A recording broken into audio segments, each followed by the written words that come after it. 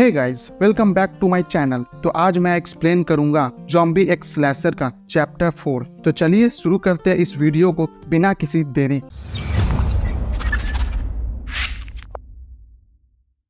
तो पिछले चैप्टर में हमने देखा कि किमसू ज़ॉम्बी बनने से पहले उन सभी पुलिस ऑफिसर्स को मार देता है या तो इन्फेक्ट कर देता है, और चैप्टर के आखिर में चोई एंड जैंग कंपनी की डायरेक्टर भी वहां आती है और साथ ही साथ उसके पास एक क्लास बी का स्लैशर भी था। और फिर वो दोनों किमसू के ज़ॉम्बी बनने से पहले उसे एक ज़ॉम्बी वायरस का क्योर दे देते हैं, लेकिन वो क्योर बहुत ही महंगा था, इसलिए अब किमसू को उस पैसों को चुकाने के लिए डायरेक्टर चोई के नीचे एक स्लैशर का काम करना होगा। और अब आगे तो चैप्टर के स्टार्टिंग में किमसू का आँख खुलता है और वो हड़बड़ा के उठता है और कहता है कि मैं कहाँ हूँ। किमसू देखता है कि वो एक गाड़ी के अंदर होता है। वो गाड़ी का ड्राइवर किमसू से कहता है, अरे तुम उठ गए। जिसपे किमसू उस ड्राइवर से पूछता है कि तुम कौन हो और हम लोग यहाँ क्या कर रहे हैं। और फिर वो ड्राइवर रिप्लाई देता है कि तुम्हें कहाँ तक याद है, और ऑफ कोर्स तुम मेरे अभी कैब में हो। फिर वो ड्राइवर किमसू से कहता है कि तुम्हें याद करना जरूरी है जो तुम्हारे साथ बेहोश होने से पहले हुआ था। और फिर किमसू बेहोश होने से पहले वाले यादों को याद करने लगता है। वो याद करता है कि वो पोहैंग गया था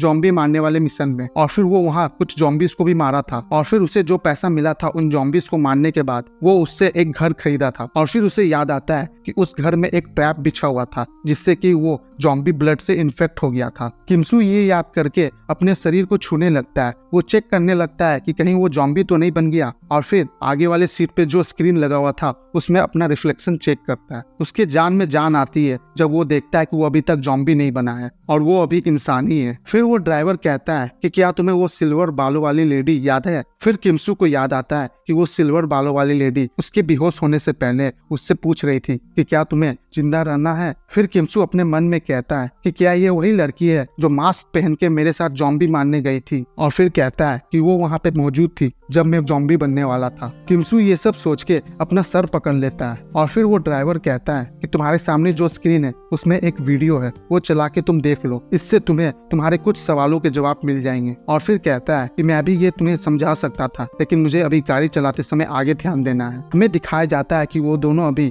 दीवार के बाहर यानी कि ज़ॉम्बी वर्ल्ड में घूम रहे होते हैं। वो ड्राइवर अपने सामने आने वाले रुकावटों को आराम से पार करते हुए ज़ॉम्बीज़ को कुचलते हुए आगे बढ़ रहा था। फिर किमसू उस वीडियो को प्ले करता है। हमें दिखाया जाता है कि वो वीडियो में भी एजियोंग चोई होती है। वो कहती है, हेलो मिस्टर, मेरा नाम एजियोंग चोई है और मैं तुम्हारे इस क्रैश कोर्स की इंस्ट्रक्टर हूँ। मैं तुम्हें सिखाऊंगी कि एक स्लैशर कैसे बनते हैं। किमसू उस लड़की को देख के कहता है कि आखिर ये लड़की है कौन। फिर वो लड़की कहती है कि तुम्हारी नींद कैसी रही, और एक ब्लैक बोर्ड पर स्लैशर लिखती है। वो कहती है कि आखिर एक स्लैशर होता क्या है। जैसा कि मैंने तुम्हें पहले बताया है, स्लैशर्स उन्हें कहा जाता है जो ज़ॉम्बी रिलेटेड सर्विस करते हैं, और इन सर्विस में बहुत सारे एक्टिविटीज आते हैं, जैसे कि ज़ॉम्बी वर्ल्ड में कोई जगह को कैप्चर करना, कोई कीमती सामान ज़ॉम्बी वर्ल्ड से वापस लाना, या फिर किसी बंदे को ज़ॉम्बी वर्ल्ड से जिंदा वापस लाना। इसी तरह के ज़ॉम्बी रिलेटेड सर्विस करने वाले लोगों को स्लैशर्स कहा जाता है। फिर वो लड़की कहती है कि अब तुम पूछोगे कि ये सब काम हम लोग प्राइवेट कॉन्ट्रैक्टर को क्यों देते हैं। हमारे पास गवर्नमेंट है जो ये काम अपने मिलिट्री से करवा सकती है, जैसे कि बाहर का जमीन हथियाना या फिर किसी को जिंदा वापस लाना। ये सवाल तो तुम्हारा बहुत अच्छा है, लेकिन गवर्नमेंट के पास सप्लाईज की बहुत शॉर्टेज है, इसलिए गवर्नमेंट ये काम करने के लिए तैयार नहीं है। गवर्नमेंट के ज्यादातर सप्लाईज और हथियार बनाने वाले फैक्ट्रीज ज़ॉम्बीज आने के बाद तबाह हो गए हैं, और जल्द ही सरकार की एम्यूनेशन और गन पाउडर भी खत्म हो जाएगी। गवर्नमेंट के पास अब इतना भी एम्यूनेशन नहीं है कि वो लोग दीवार पर चढ़ने वाले ज़ॉम्बीज को मार सके और दीवार के अंदर पीस मेंटेन कर सके। इसलिए गवर्नमेंट ने डिसाइड किया कि क्यों ना शहर के अंदर वाले एक्स्ट्रा पॉपुलेशन को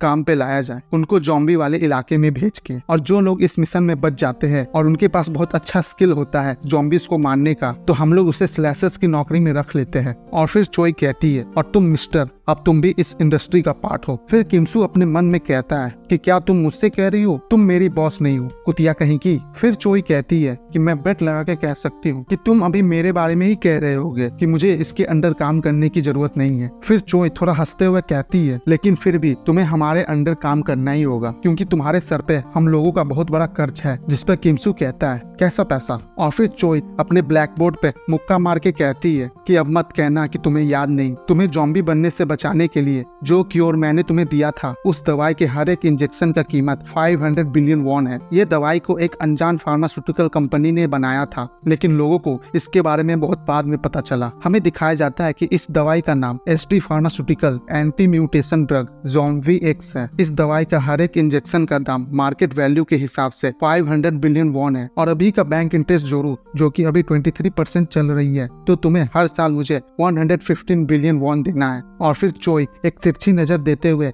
किमसू से कहती है, इसका मतलब है तुम सिर्फ मेरे कंपनी के अंदर काम कर सकते हो, मेरे पर्सनल नौकर की तरह, जब तक तुम अपने कर्ज को चुका नहीं देते, वो भी पूरा इंटरेस्ट के साथ। और फिर एक इविल स्माइल देते हुए कहती है कि तुमने खुद कहा था कि तुम जीना चाहते हो, तो चलो अब तुम अपना पिछवाड़ा उठाओ और काम करो। ये सब देख के किमसू थोड़ा देर के लिए गहरी सोच में चला जाता है। और फिर वो ड्राइवर कहता है, क्या तुमने वो वीडियो पूरा देख लिया? तुम्हें वो वीडियो समझ में तो आई ना? हमें फिर बताया जाता है कि ये ड्राइवर भी चोई एंड जैंग कंपनी का क्लास डी का स्लैशर है, और इसका नाम चॉफर चोई है। इसने अभी तक 1712 ज़ॉम्बीज़ को मारा है। फिर किमसू कहता है कि तुम लोगों ने ये सब नाटक करने के लिए बहुत मेहनत किया होगा, लेकिन अब बस बहुत हुआ, अब गाड़ी रोको, मुझे जाना है। जिसपे कि वो ड्राइवर कहता है, हाँ मुझे तो गाड़ी ऐसे भी रोकना ही है, जरा तुम खिड़की के बाहर एक झलक तो मारो। किमसू देखता है कि वो ज़ॉम्बी वर्ल्ड में और उसके सामने बहुत सारे ज़ॉम्बीज़ का जमावड़ा है। और फिर वो ड्राइवर किमसू को एक फोल्डेबल शवल और एक वॉकी टॉकी देते हुए कहता है कि तुम्हारा मिशन है कि तुम इस ज़ॉम्बी के भीड़ में से बचते हुए ग्योंजू शहर जाओ और वहाँ से एक हार्ड ड्राइव लेके आओ। और कहता है कि मैं यहीं कोई सेफ जगह देख के छुप जाऊंगा, और जब तुम्हारा काम खत्म हो जाए तो तुम इस रेडियो से मुझसे कांटेक्ट कर सकते हो।